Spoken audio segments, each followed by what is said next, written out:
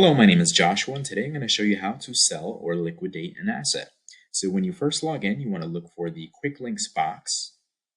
In that box, you'll see sell asset right in the middle. Click that. Select the account. Select the asset. Click next.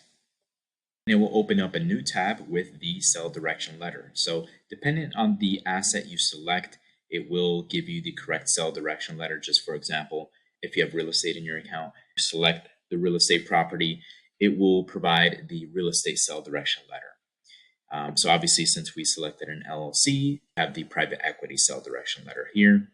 And so what you want to do is just go ahead and complete it and send it back to us. You can email it, fax it, or mail it.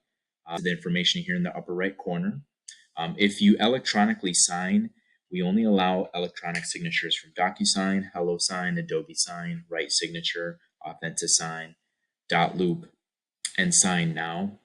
And keep in mind, if you electronically sign using one of those, we also require the certificate of completion. So that will have to be submitted as well with this form. And that's how you sell or liquidate an asset. I hope this helps. Thank you.